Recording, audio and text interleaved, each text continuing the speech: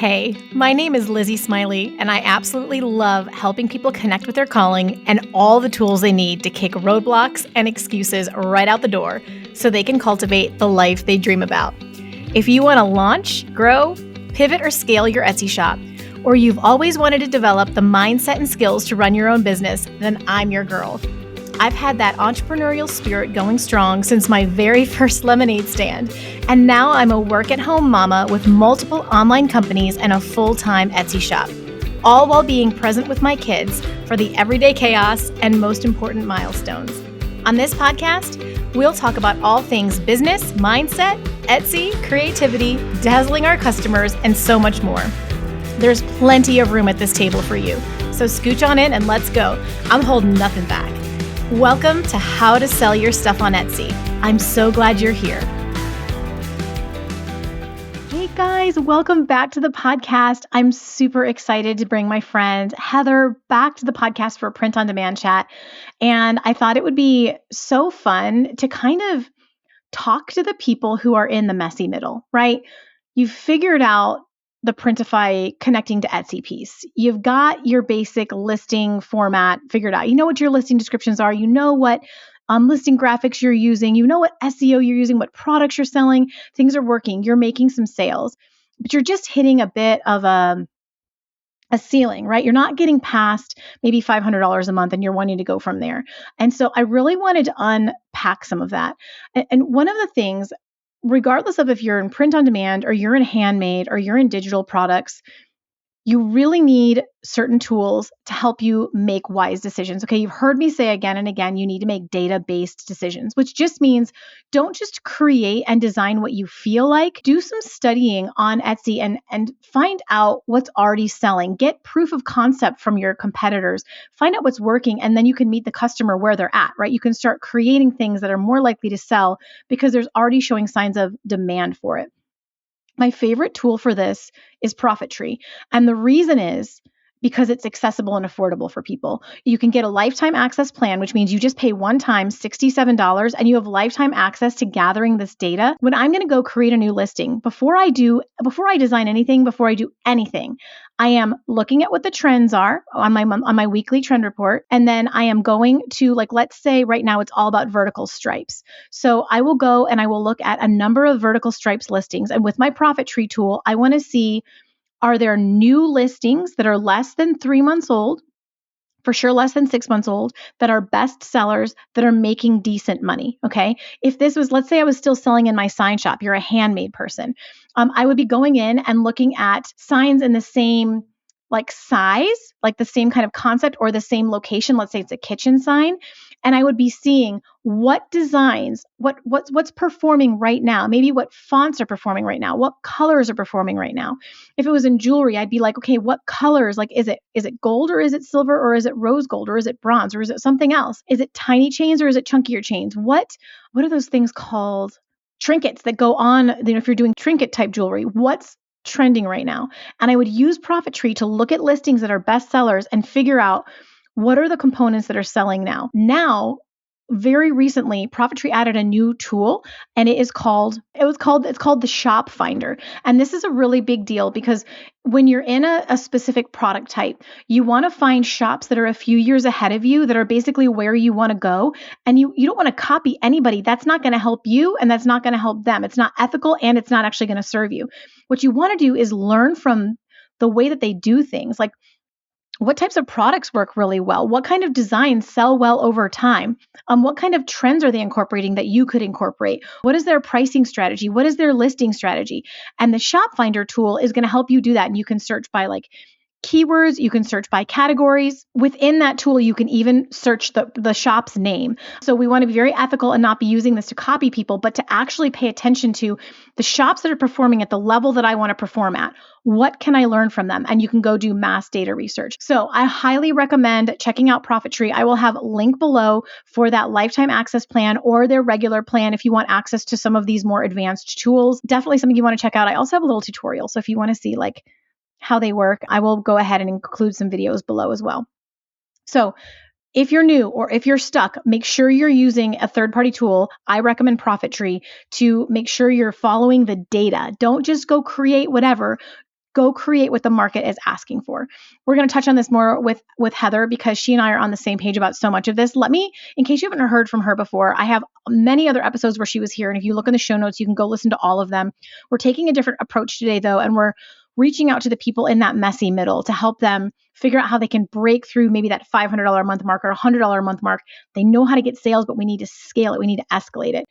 Heather is a top 1% Etsy and print on demand seller. She's a multiple six-figure Etsy store owner. She went from 0 to 250,000 in sales in revenue in 2021. She's been featured on Printify Success Stories, Upflip, and the Side Hustle podcast. And she's an Etsy and print on demand YouTube and TikTok coach that's taught multiple students to earn 5 figures and beyond with Etsy and print on demand. Heather has one of those like massive YouTube channels in the Etsy space for print on demand. She's just a very known and loved voice, and she has become a dear friend of mine. She's one of those people out there that I can always stand behind, that I can always tell you guys, you're safe to go listen. This is really sound advice from a very ethical and trustworthy person. So I'm really excited to chat with her. We're going down all kinds of fun rabbit holes today. Please help me welcome Heather to the podcast. Heather, hi. Welcome back to the podcast. Thanks for having me again, Lizzie. Oh, I've missed you in this capacity since we talk all the time. But in this capacity, this is so exciting. Yes, it is. You guys, Heather and I are Marco Polo friends. And if you don't know Marco Polo, then you're probably not a millennial. And that's totally fine. Wait, Heather, are you technically Gen X? Not Gen X. I meant a Gen Z. Are you technically Gen Z? Okay. I would classify myself as a millennial. I am. Okay.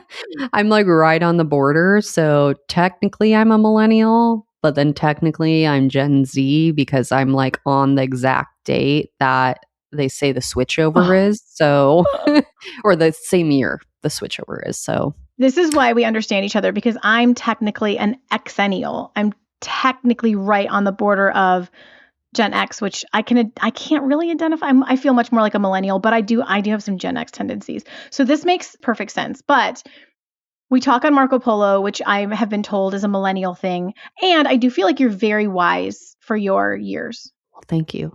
Thank you. Have you always heard that? Have you always been like told you were an old soul? I think so, but part of me, this is probably a funny side tangent, but I think it's because my voice is deeper that people associate maybe I sound older.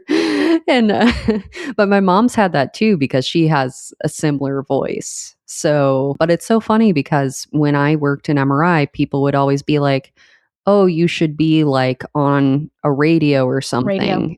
Yep. Yeah. And I was like, I never really considered that, but they were like, "Oh yeah, your voice is very like soothing over like," because I would talk to people over like the headphones in the MRI machine. And I attribute my old soulness to probably that. We're interpreting the voice. Okay. But also your emotional intelligence, I feel like, is through the roof. Oh, thank you. Thank you. You know, I've never thought about this before. You have an incredible voice. It's like, there's something a little deeper about it. Very soothing. Man, there's so much we could unpack with that. But anyway, we are Marco Polo for all of that to say.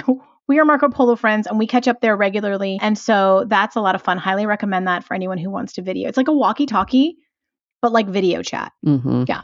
Yeah. Okay. Agreed. So you guys, I obviously just wanted an excuse to talk to Heather, but I'm really excited about this topic because I feel like it's something that we don't necessarily hear about. I mean, I don't know if you've seen it before, Heather, but I don't see a lot of people talking about. I see a lot of, here's how you get started with print on demand. Here's how you build a 6-figure shop with print on demand. Here's how you like move off of Etsy with print on demand. I don't hear a lot of that messy middle of like why shops stay stuck. Like, what is the differentiator between someone who figures it out and starts getting some sales and actually hits their goal? Have you seen this much? I have. Yeah, I definitely, I think that is something I hear a lot or a topic I touch on just like briefly sometimes. And, you know, it wasn't until last year that I worked with, I hosted more of like a one-on-one accelerator group. And I'm not running it this year, I don't think, just due to things in the life. But last year, it was really eye-opening for me to work with those clients one-on-one of just like more, I would say, intermediate to advanced sellers. And the thing that they all had in common was just very interesting to me. Like, I mean, we could talk about it in depth, or if you just want me to talk about No, it now. But tell me. You already have me on the yeah, edge of my seat. I'm like, what is she about to yeah, say?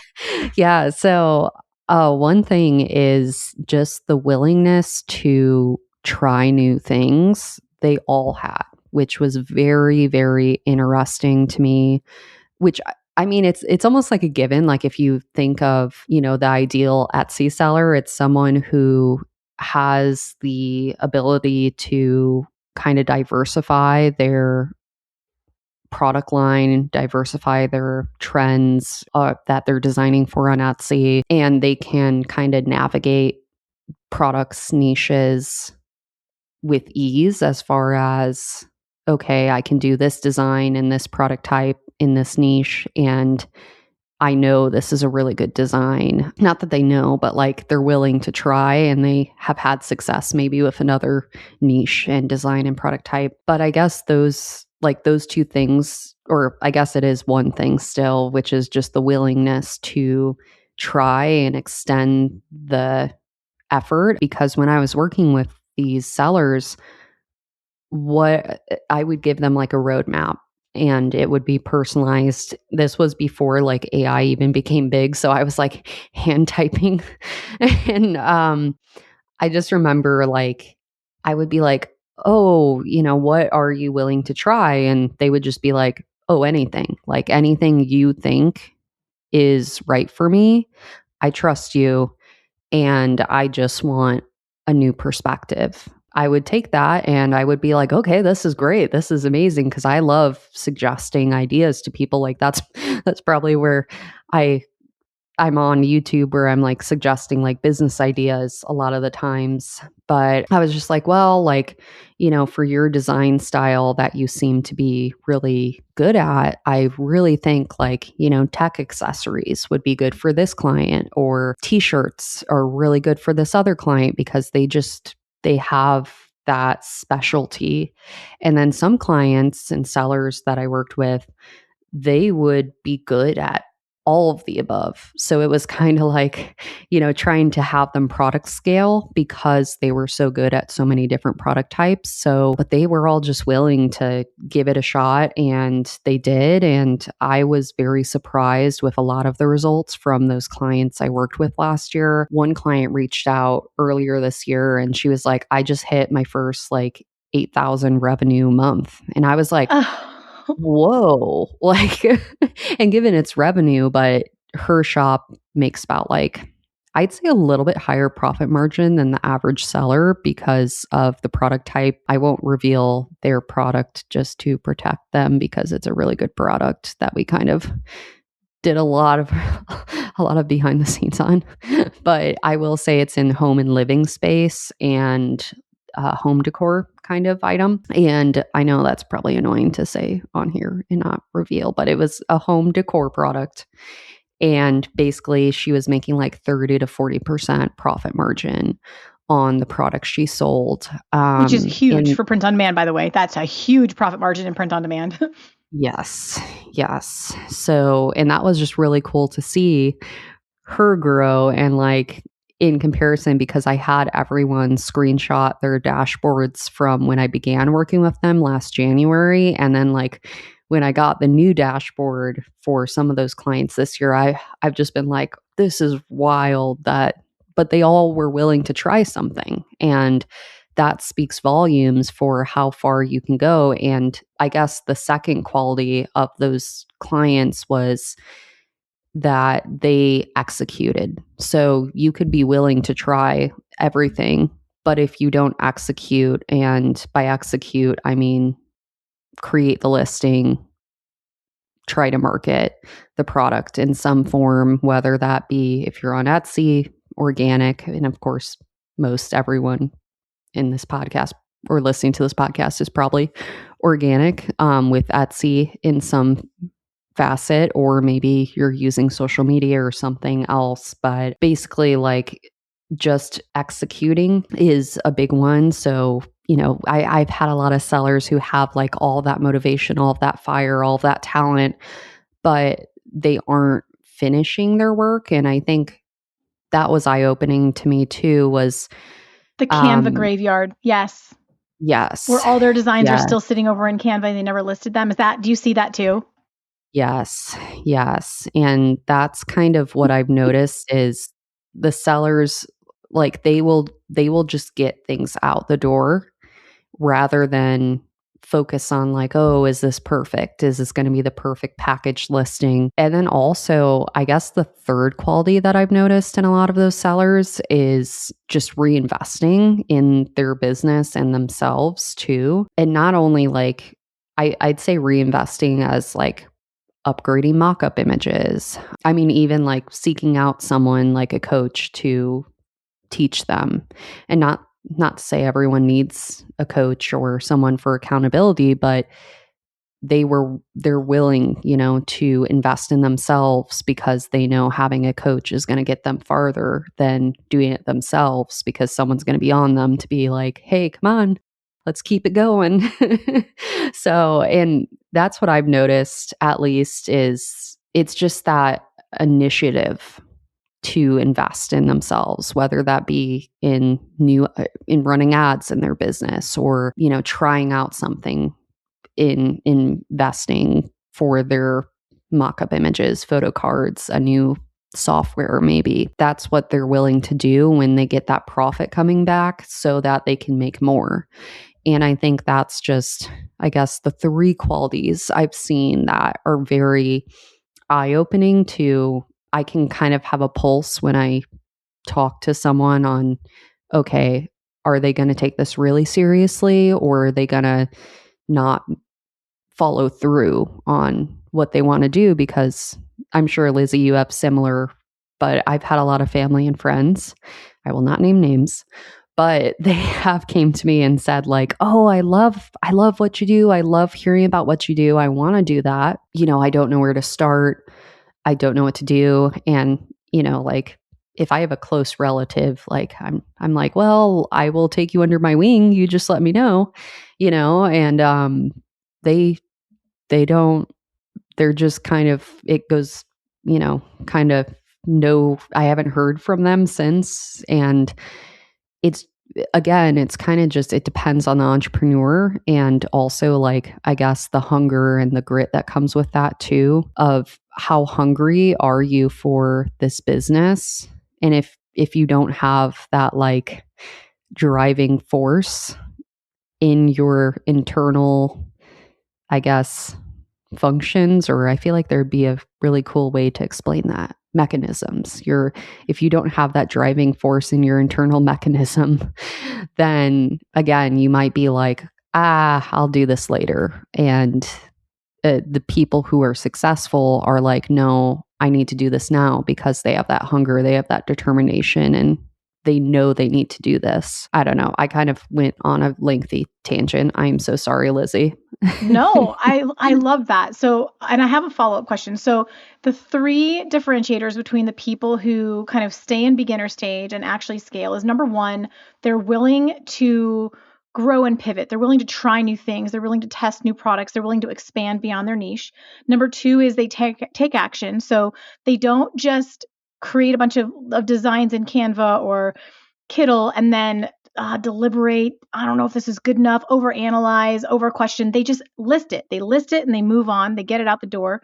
And number three is they reinvest in themselves, whether they're regularly refreshing their mock-ups and other things that make their business more efficient or more aesthetic. They're leveling up, or they're reinvesting in themselves by getting coaching and getting feedback, or learning new things, investing in learning. So I completely agree. I love those three things. I want to help unlock something for some people right now, because I love what you said. Number one, about being willing to try some new things and get outside of their comfort zone.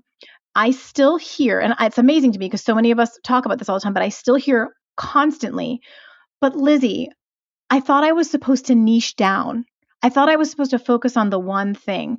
And I am such a type C person, Heather, that I am like telling people left and right, no, like, we'll worry about that later. Right now, I want you to test a bunch of stuff and figure out what works for you. Like, I want you to be expansive and creative and stop worrying, because the algorithm is just going to analyze each listing less than the shop overall. What do you say to people who come to you and say, okay, but I know I'm supposed to niche down. How do I then be expansive like this? How do I branch out and try new things? What are your thoughts on that? Yeah, I think on if Etsy is kind of a different being, and I think that some of that advice comes from a place of if you're on Shopify or your own website, like sticking to one niche might be a little bit easier for those areas, given you can still have a multi-niche business on Shopify and whatnot. But I know like typically sticking in one niche for your own website or Shopify is a little bit easier at that time to test out designs. But when it comes to Etsy, for me, it's always been typically I'm kind of going off of new design styles and testing those in different markets, niches, so to speak. So typically, like, I always recommend having multiple niches, multiple product types. And even if they're adjacent product types, I still think that's perfectly fine. So even if you're like, oh, I want to do apparel, does that mean I should do like, tech accessories? And you can just do adjacent apparel. So, like, okay, well, you can create a dress with print on demand. You can create a t shirt, a sweatshirt, a tank top, a v neck. A lot of people are looking for that on Etsy and they're not finding it. Some people only like to wear v-necks, or they only like to wear crew necks. So it just depends on the type of customer you can kind of find there. But ultimately, I've found that going into multiple niches on Etsy is just more lucrative than sticking in one niche, because what I found too, this is just my own personal experience on Etsy, but if I have a really good design that's a bestseller and I don't scale it to multiple niches, someone else will take my design and scale it for me. That's kind of what I found with the copycat culture on Etsy is, okay, if you're not in that niche, if you don't have that exact phrase, I I was in professions and I was doing a bunch of occupation where on my own Etsy shop, I was going into nursing, teaching, physical therapy, and like all of these areas.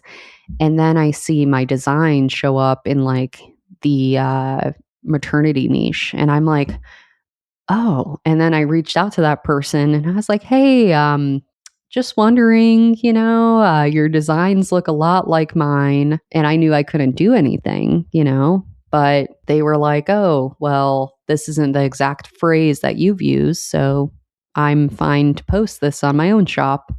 And I was like, ouch, that stinks. So it's kind of like if you don't scale it to other niches, just know that someone else will at times, and not to like, I guess that is kind of in a way perhaps I would say it's reality, not necessarily fear mongering, because I've seen it on my own account that's happened too. So that's why I recommend multiple niches. So if you have a design that works, scale it out and just scale away as far as you can to different niches. If you have a product type that's, it's a popular product, it might be a crew neck, it might be V-necks that you're doing well in, and you can scale that, so to speak, on Etsy and try out. And, not the worst, but the best thing that could happen is you get a sale after spending 20 cents for that new listing. The worst thing that could happen is you lose 20 cents. So that's the way I like to look at it, at least. You guys know I am constantly testing strategies and frameworks on Etsy so I can tell you what's actually working and what's just noise. And one thing I have noticed over the years is this. Most Etsy sellers aren't stuck because they're lazy or they're not doing anything. They're stuck because they're second guessing everything, what to work on, what matters right now, whether they're even on the right path. I hear this all the time. And that feels exhausting. So after years of teaching Etsy sellers through courses and workshops, the trend spotting membership, coaching, and this podcast, I built something that brings everything together in one place. It's called Scaling Society. Scaling Society is my all-inclusive Etsy membership for sellers who want clarity and a clear plan without hopping between programs or wondering what to focus on next. Inside, you get my Etsy seller roadmap so you know exactly what to work on and when, with direction on what resources will help you master it. You also get every single one of my courses and my workshops. You get access to trend spotting and the weekly trend reports, my template drop, which means a weekly template that you can resell in your own shop, SEO training, a bunch of done for you resources like prompts, SEO, and branding templates. You get a coaching group with real support, and that's where the magic happens. You also get access to 2 live coaching calls with me every single month. You'll also get automatic access to all of the new trainings and resources I have planned for this year, including special guests. It's designed to meet you right where you're at, whether you're brand new or you're ready to scale, and help you build intentionally instead of guessing your way forward. And honestly, the biggest feedback I hear from members isn't just about sales, it's relief. They finally know what to focus on. So if Etsy feels harder than it should, if you're putting in effort but you want more clarity and direction, or if you're ready to treat your shop like a real business and have actual support behind you from people who know what they're doing, you can learn more about Scaling Society at the link in the show notes. There's monthly and annual options, and you can cancel anytime, so just pick what's right for you. I'd love to support you inside. I'm really curious to know, because we've never talked about this before, when you're teaching your students how to scale, what are the metrics that you're personally focused on every single week? Like, what do you think is worthwhile really watching? Because I think people can get really in the weeds, but I do think we should be led by data. There's a middle ground. So I'm curious how you handle that. Yeah. So with the metrics that I look at weekly, I typically am looking, one, if I'm running ads, which typically in a lot of my stores I am, even like minimum of the ad spend I'll run. I am looking at return on ad spend is a big one. Return on ad spend is essentially just how much you're spending per that listing that you're applying the ad spend to, or your whole shop typically, unless I know Etsy just came out with the 25. I think it's you have to spend 25 a day to apply it to individual listings now. For anyone who doesn't know, that's kind of the return on ad spend that I like to look at if I'm running ads in a shop. And that's something that with a lot of my clients, even like last year with my sellers, like every month I would be like, okay, how's the return on ad spend looking? How is your sales looking on the ads? What ones can we cut? What ones can we keep? Because one thing that a lot of people don't know when you're running ads is you don't have to run it on the full shop unless they changed that recently, Lizzie. You can stop me here, but I think Not that that I'm you aware of. can edit like the individual. It's just you can't throw a specific amount of money on one listing. You have to It's going to run be it. spread over the ones you have Mhm. activated. Mm-hmm. Yep. Yep. So that's one metric I look at. And typically, it is weekly for me because I do spend at a higher amount than the average Etsy seller. I would say I spend like about, right now I've lowered it just because I've been a little bit out of it on my shops. But I used to be spending like $25 to $50 a day. Now I've really lowered that because I haven't been as active. But now I do also look at just in general for my shop organically. I like to look at conversion rate. I like to look at my traffic per day, which ties into conversion. I like looking at the traffic and seeing where the search terms and my SEO is pulling in too. So there is just like on Etsy's dashboard, you can check into your search terms and see what's pulling in the traffic on a daily, weekly, monthly basis. So I like to look at that every now and then, but those are probably the main three I look at.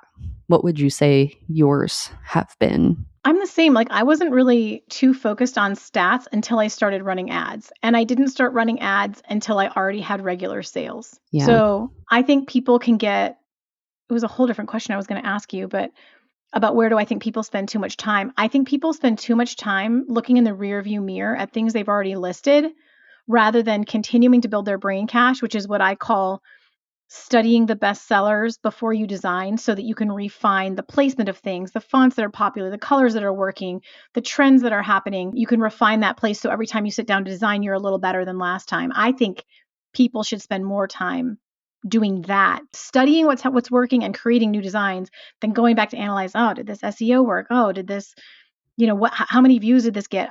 with the exception of, I agree with you, when you're running ads, you don't want to be wasting money. So you want to be going in. I usually, when I turn on something new, I'm at the point now where I don't only turn ad spend on things that are already performing. That's what I did in the beginning. But now that I understand how Etsy works, I turn them on new listings because I know there's a decent chance I've been in the game long enough that something is going to sell. And if not, I have the money to kind of burn. So I will then go in every probably 1 to 2 weeks and curate. And if something is not performing, I'll turn them off. That's kind of where I'm spending my time from a stats perspective. But Yeah. I mean, it sounds like I love, like, we're secretly just like doing the same things and we don't even talk about these details most of the time. I know. Yeah. Like we talk I was about dogs thinking and that. babies. Like we don't talk, and our mental health and like what we're learning and our goals for world domination. Yeah. So, okay, I freaking love that. Okay, I just remembered you suggested such a fun topic. I'm going to go off. I'm going like off the plan now, Heather, because we were talking just the other day about the things we're doing with AI. And so selfishly, I want to ask you how we're both Claude girlies. I still use ChatGPT quite a bit, but anything strategic, I'm using Claude. Anything like more advanced, I'm using Claude. Honestly, ChatGPT is my therapist. Like, Same. and Claude is my business strategist. Isn't that so funny how that's turned out? I will say, I don't like Claude's image generation. I still love ChatGPT's or Gemini's image generation. I want you to talk to us about how you're using Claude for your print on demand business, because like the fact that you want to talk about that more, I'm literally giddy. Yes, I've been talking about it more on YouTube. I will say I hesitantly did it because I was like, I don't know how people will respond to this, Mm-hmm. but I think it needs to be talked about more since it's a tool, it's pretty much similar payment to spending on 10 other tools and you kind of just get it all in one. And it has lowered my monthly software expenditure because it's kind of Wow. like, oh, well, I don't necessarily need at times I do like using a research tool, but now that Claude can kind of do the scrubbing and the scrounging, I will say though, I still use research tools to like download like real-time data for a lot of Yes. the trends that I go into or talk about on YouTube. So I still do pay for a plan just to like get that data and the real-time data, but there's ways that you can like use other research, I guess, We don't need the sources. 5 tools that we used to need. We need maybe one and Yes. then Claude. That's I mean, I agree with that. I don't think we need what we used to need. Is that Yes. a fair Yes. summary? I don't want to put words in your mouth. Is that a fair summary? Yeah. No, that's a good summary. I feel like before I used to use like multiple tools, like I'd use a tool to like check out my shop and make sure that all of my listings had all 13 tags. And now I could just have Claude AI kind of scrounge my data on the back end, or I guess scrub. I feel like scrounge is that even a word, Lizzie? I feel like I'm Honestly, trying. Heather, when you make up words, I get really happy. So can we please make No, but actually scrounge is a word. Like you scrounge for food, if you're. Yeah. Yeah, exactly. So that's what I have Claude do is I have it as basically my assistant. Now, I will say it doesn't take over, like it's not autonomous yet. I wish it Yet. was. That'd be really cool because it would probably operate as me, but not fully me in a way. I get probably We not could me. I design and mean, leave it in Canva and Claude would publish it for us. How freaking cool would that yes. be? Yes, exactly. Yep, we're almost there. Once Fable comes out with Claude, oh my gosh, we're almost there, Lizzie. I've been like, when Fable came out this past week, and I don't know if you've heard about the possibilities that Fable has now. It's going to be N10 creation.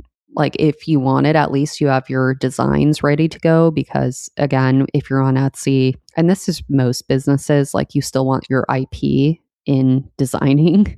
So, Yes. and with Etsy's house policies and rules, just to like make a Compliance. disclaimer for anyone listening, you want to make sure you're compliant. And when you list, those designs are your designs and not created by AI, because that would be against Etsy's policies too. So, but if you have your designs, I mean, Fable, there's going to be like, and this is something I recently released talking about AI, is just like you can automate a lot of things. And given, I will say, AI is a little bit slow. I don't know if you've experienced this, Lizzie, but I have, where it is definitely slower than me doing it, which has been frustrating at times. But then I'm like, well, you know what? I don't have to sit here and stare at my computer. I can go and do something else while it's running like a function. And I think that's like the biggest pro of it is if, let's say, you have a bunch of SEO to create or listings to finish, you can have that like Claude Cowork do that on the back end. However, Claude Cowork is a paid subscription plan. So that's the downside. But if you're looking for just kind of the assistant aspect and writing aspect of it using Claude Sonnet or Claude Web App, you can access that for free to have it like answer a customer who's agitated, let's say, and you can have Claude write a response. Even though you might want to respond in a different way. You might be like, hey, I'm just a human. And you type that to Claude, and Claude is like, no, you should not type that back to your customer. You should type this. So, yeah, so that's kind of, there's so many use cases of Claude, though. I could honestly, we could have a full conversation. No, wait, Maybe I if, want to unpack that. But you said something a few minutes ago that, Heather, I was like, wait, what? I hadn't thought of it. Were you saying that you'll like have Claude analyze your shop and, for example, tell you what listings don't have all 13 tags? Like it can see that? it can click into the listings with the Claude Chrome extension. So if you connect the Claude Chrome, then it can navigate into your shop and click into listings and like scrub the listings. So let's say Oh, you do like a batch of 20 listings and you're like, oh, I want you to check all of my new 20 listings I just posted and give me a briefing on what I should fix, what doesn't have all tags, and make sure that it has maybe an AI disclaimer, that I created all of these designs with the use of AI. So you can ask it for legal compliance of your shop as well. So you can have it also audit your shop. So there's just so much with just attaching the Claude Chrome and wow. syncing that to your Claude. So I never thought to ask it to look for tags. That's crazy. yeah, yeah. Yeah, and you can ask it to fix your tags too. So even if even if you were like, I it's great if it gave me a briefing, but I want it to actually fix my tags. So if I don't have 13, I would ask Claude to fill in what, let's say I have 10 or I have 12. For some reason I missed one tag. Then we can ask Claude, hey, while you're performing this audit, can you also add in a tag and base it off of my rules that I set? So typically, what I do with Claude is I do a whole training. So I do SEO training, like must have all 13 tags, try to fill in all 20 characters, do not repeat 2 keywords. I like to have some micro niches, some broad niches in there, but I have trained like a complete system for that. That's what I kind of recently released in my like community. Is it was like kind of a quick release, I would say, which was my AI magic masterclass. And I'm so sorry, Lizzie, not to, we can cut this if you don't No, want me to plug tell us it. about it. I want you to share it, Um, what's available. This is so cool. yes, that's You what know I'm your cheerleader girl. I'm I like, know, I I know. am your I just feel girl. bad. I'm like talking about all this. I mean, anyone can train Claude themselves. Like anyone can, and not that you have to download a system from someone else, but I essentially trained a Claude plugin that people can just purchase, install on their own devices. It's based on my like trainings and all that I've kind of manually typed over the years. And so it's really cool I was able to train that, but now it creates SEO, it does deep research and everything. But again, that's something that every individual can train their own Claude for. They can create their own project, do their own connectors and all of that too. So not to say that you can't train your own, but I think that's like the magic of like the new world of Claude is not only can you train it yourself, but you can also share it too. So like Lizzie, I'm sure with your digital products, that's something in the future Lizzie might have for all the digital and all the Etsy things too. But like it's really cool that we have that with Claude so we can train intelligent systems and then like share them, which I think is like so cool. But it's also kind of scary because it's like, oh, that's my brain that I'm just Yes. sharing. So that's the only reason why it's gated with a price. But outside of that, it's, I would say, very helpful for the people so far that have been using it. So, Yeah. So tell us, how can we, will you give me like a link that I can put below for people if they want to? Because here's the thing, yeah, around here, we love a shortcut, right? Like some people have lots of time and they can go figure all that out on their own. And then some people, they don't have the time, but maybe they can invest in a tool that can shortcut it, right? And like I am such a fan of that. I think this is fascinating. So do you have a link that we can share for your Claude plugin yes, for people to purchase? Okay. yes. Okay. I will share Is a there link with anything you. else? Because like there's so much people can learn from you about print on demand and then how you're using AI and your community. What else do we need to share in terms of like people connecting with you and going deeper with you? I would say just my YouTube channel at it's Heather Studio on YouTube. So I post plenty of free content there where I kind of go into all of this. I also have just like free prompt guides on my website. I have to Okay, so update we'll my link those site. too. So Oh, we'll I link have that. free prompt guides. Oh, sorry. I'm so sorry. Say it again. Oh no, I was just thinking out loud about how I need to update my website. I am so bad about updating.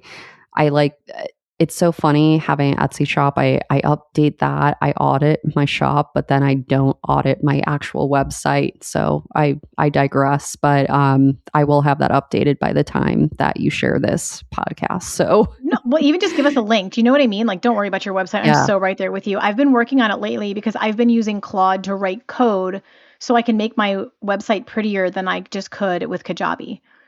Like Yep. so that's the only reason my website, it has been abysmally, and my homepage is still, you looked at it a while ago and you were like, girl, we need to do, and I'm like, oh, I know. So don't feel bad at all. We'll get a link for your Claude plugin, for your free prompt guides, and of course for your YouTube channel, which is one of the best out there for Etsy and print on demand. And now you're talking about, like, I'm so glad you joined us in the AI, on the AI tool world. Like you're approaching it from such a different angle from me. And I think that's so fun. Like, I think that's like, doesn't that make our community so rich? Yeah, I love, I mean, I've been using AI on the back end for the past like few years, ever since I feel Hmm. like ChatGPT kind of came out and was popular.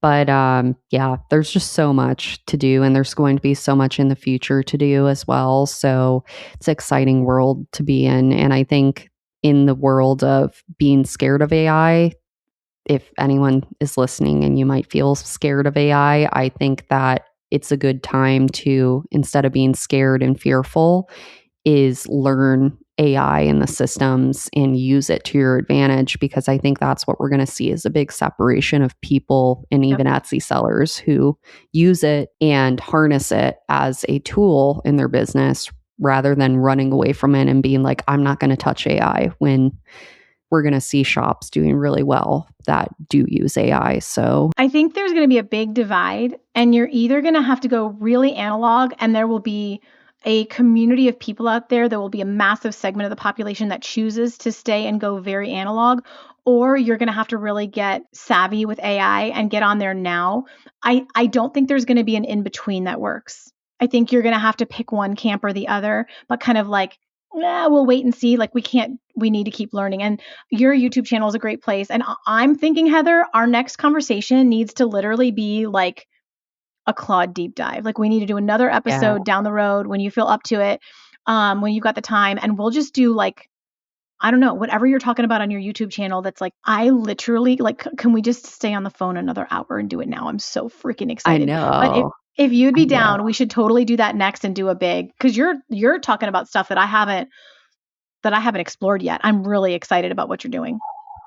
Yeah, yeah. I'm excited to talk about it. I feel like it's one of those things when, like, I know we've talked about this before, but when you're a solo entrepreneur Yeah. or a solo CEO, it's like you really don't know how other people are using AI in their own businesses until you talk about it or show someone. And then it's like, whoa, like you unlocked a new layer. Like even from you, like I would be interested to know how you're using it as well. And maybe we can swap that in our next Yes. episode to talk about like, oh, this is like your use cases and my use cases. And then maybe by the end, everyone kind of learns the powerhouse of them both. Like, wow. Yes, yeah, because I've got a whole team working on different apps and developments over here, but we're not necessarily thinking about it in the same way. I should ask them because what's so funny as a like I have to let go of some of the control, right? And it was a few years ago that I stopped consuming all of our friends and competitors' content and just started going with what my students were asking for. Do you know what I mean? There was like this interesting place Yeah. where I was like staying aware of the market, like and then I was just like, wait a minute, I need to stop doing that. That's a recipe for burnout. And I need to just go like listen to my students and start serving what they're asking for, what they need. So but now I'm like, oh, I'm going to Heather's YouTube channel. Like that's what I'm doing on my lunch break today for sure. Oh. Thank Well, you so thanks, much for Lizzie. coming to hang out with me today and for doing another episode. Yeah, thanks for having me on. I feel like I really derailed us. I know you had other questions No, about Etsy. Is there any other other questions you wanted to ask before we hop off? I feel so bad. girl, don't feel bad at all because here's what you did. You are so much more analytical than me. And so what you did was you answered 7 questions with your first answer. Like you were like, here's Oh, the good. 3 things people need to know about if they're stuck at $500 a month. Like you literally like nailed it right there. And so then we got to go have fun. It's like when you eat your broccoli, now you gave us dessert for the second half of the combo. So you did Oh, nothing good. wrong other than like elevate this entire conversation. And I'm freaking obsessed with you. Yay. Well, thank you. Thanks for having me on and steering us to the right place and getting through the questions you had. I felt bad that we kind of went off, or I went off base. So, You literally pulled a Lizzie, which is so welcome around here. You guys, thank you so much for hanging out with us. Go check out Heather's resources and her YouTube channel. Heather is one of my dearest friends in the space, my like most trusted people. So anything with her name on it, you've got my stamp of approval and full support, like full confidence. I have vetted this. Freaking love you so much, girl. So you guys, until next week, go make something awesome. Thanks so much for spending the time with us. And that's a wrap on this episode of How to Sell Your Stuff on Etsy. Thanks so much for hanging out with me today. If you're looking for more resources, head on over to howtosellyourstuff.com where you'll find podcast show notes, all the links from today's episode, the blog, courses, coaching, and more. If this episode was helpful to you, awesome. The greatest compliment I can receive from you is a rate, review, and subscribe on this podcast. Not only will it allow us to connect again on a future episode, it lets me know I'm providing you with value and helps other people find this content more easily. From the bottom of my heart, thank you for your support. Have a great day and see you next time.